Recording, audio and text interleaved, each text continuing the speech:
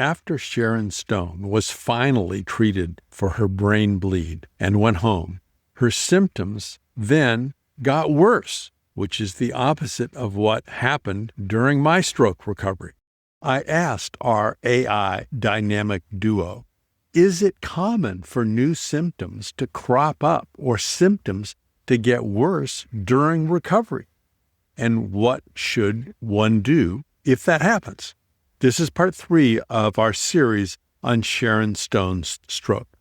In this episode, you'll hear about a 24-hour window for treating one specific type of brain bleed. This does not mean that you should wait 23 hours to go to the ER. If you experience any stroke symptoms, you should seek immediate medical attention at a hospital emergency room, even if the symptoms quickly subside. While treatments are improving, minutes still matter. I asked our AI dynamic duo whether it was common that people had new symptoms emerge after they had been sent home from the hospital. Apparently, it can happen, and you really need to be on alert for new or worsening symptoms. I'm Elton Sherwin, and here is our AI dynamic duo from Google's Notebook LM.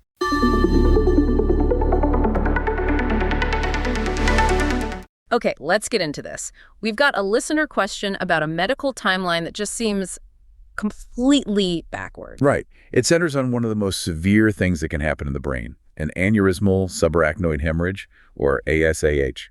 And the specific case is Sharon Stone.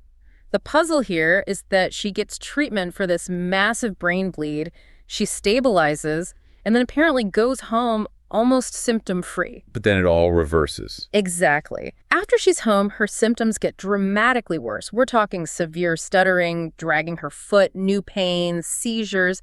It's the opposite of what you'd expect. It really is. The normal recovery path is supposed to be, gradual improvement. You get better in the hospital, and you continue getting better with therapy. So this deterioration after success is what we need to unpack. That's our mission, to figure out why this delayed worsening happens, because it is a known thing in the clinic, and what we do to manage this really specific crisis window. So we'll break it down. First, the diagnosis itself, which can be a huge hurdle. Then the acute treatment, where they stop the bleed.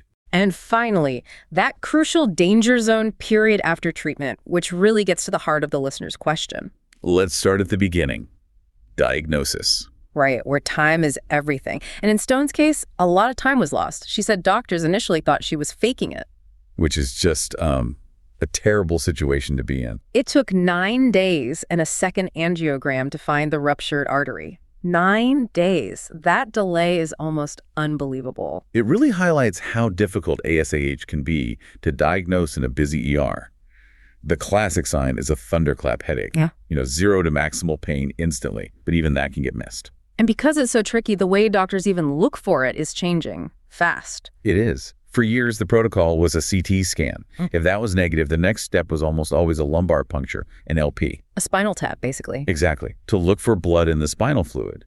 But that's not the go-to second step anymore. What's replacing it? We're seeing a huge shift. One study showed that between 2015 and 2021, using a CT angiography, or CTA, as the second test went up by almost 19% a year.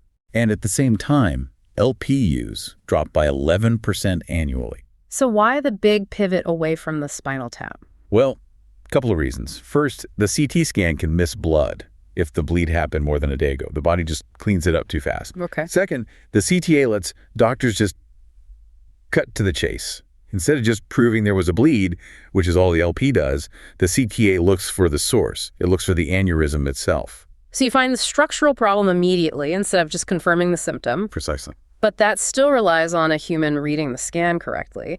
And we know in Stone's case that was a point of failure. Is technology helping there? It is. AI triage tools are becoming a kind of safety net here. To catch what a tired or biased human eye might miss? Exactly. We have data now from retrospective studies. One AI tool had a sensitivity of 0.92 for finding a hemorrhage. That was actually better than the general radiologist in the study, who scored 0.88. That's a meaningful difference. It is. In that study, the AI caught 13 out of 14 of these specific hemorrhages. It's about accuracy in those first few critical minutes, especially if the scan is being read outside a major neurocenter. So once you have that fast, accurate diagnosis, what's next? Then the clock is really ticking. The goal is to secure that ruptured vessel as soon as you possibly can. To prevent it from bleeding again. Yes. Rebleeding has a huge mortality rate. So the guideline is to treat within 24 hours, if at all possible. And that's where you get into clipping versus coiling, right? And that decision is incredibly nuanced. It depends on the patient's age, their health, the exact shape and location of the aneurysm. Can you just briefly explain the difference? Sure. Clipping is the traditional open brain surgery.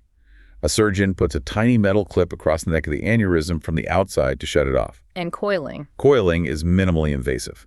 They guide a catheter up through an artery, usually from your leg, all the way into the brain.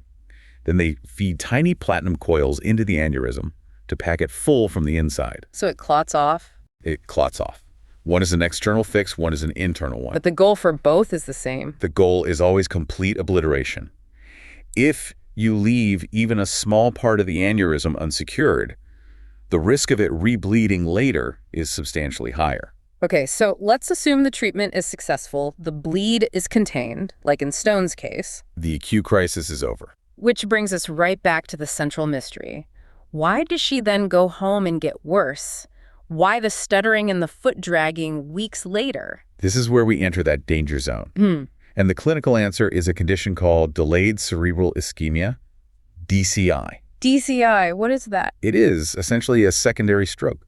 The blood that initially spilled into the brain is a massive irritant. It sets off a whole inflammatory cascade. Okay. That cascade leads to something called cerebral vasospasm.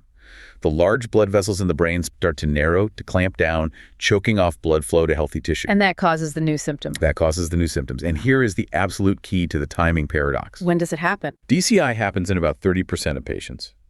And it typically develops between day 4 and day 14 after the initial hemorrhage. Oh. Think about that. So you could be treated on day 1, feel great, get discharged on day 6. And you are walking right out of the hospital and into the highest risk window for DCI. It perfectly explains that kind of reversal. So this decline is actually a defined clinical event. Yes. DCI is officially defined as a new focal neurological problem, like a stutter or a weak leg that lasts for at least an hour. And critically, it wasn't there right after the surgery. Exactly. It's a delayed ischemia. The initial recovery is real, but then this secondary event kicks in. So if this is a known risk, what are the defenses? How do you guard against it while the patient is still in the hospital? There are two main strategies. One is a medication called nimodipine. Starting it early has been shown to help prevent DCI and improve outcomes. And the other? The other is hypervigilance, constant monitoring. What does that look like? Frequent neurological exams, of course, but also specialized tools. Things like transcranial Doppler, which is an ultrasound to measure how fast blood is flowing in the brain's arteries. You see if they're narrowing. To see if they're narrowing before the patient even shows symptoms. Or sometimes a continuous EEG to watch for changes in brain activity. It's an all-out effort to catch it early.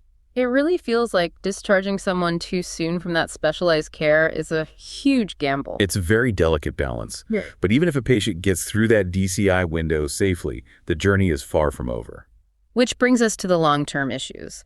Stone mentioned she still takes medication daily for seizures. And seizures are a very well-known serious complication. It's interesting, there's some data that suggests coiling might be associated with a lower risk of late seizures compared to clipping. Really? Yeah, but the severity of the initial bleed and where the aneurysm was are also big factors.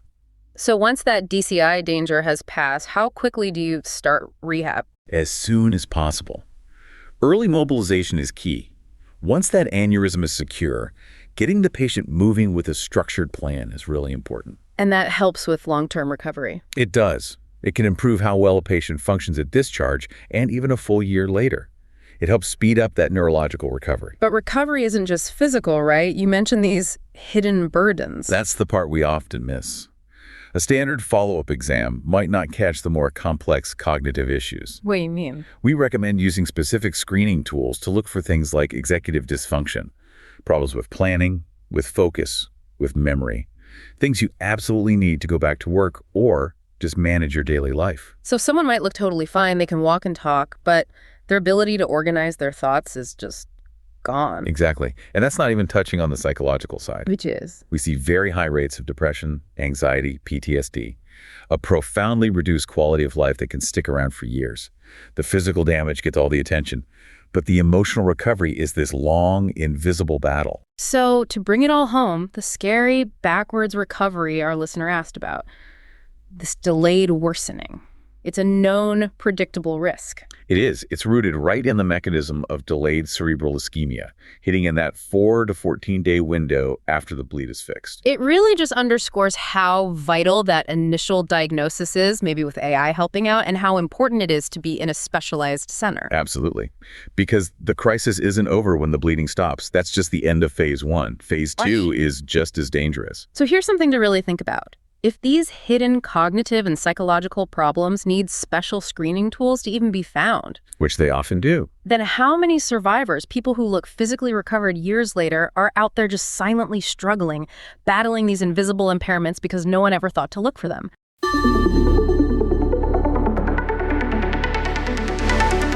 My heart just goes out to Sharon Stone. As a stroke survivor, I feel incredibly blessed to have had a much easier journey. I was treated in less than an hour, unlike the 9-day delay that Sharon Stone experienced. My symptoms improved dramatically in the next hour, and they continue to improve fairly rapidly over the next 90 days.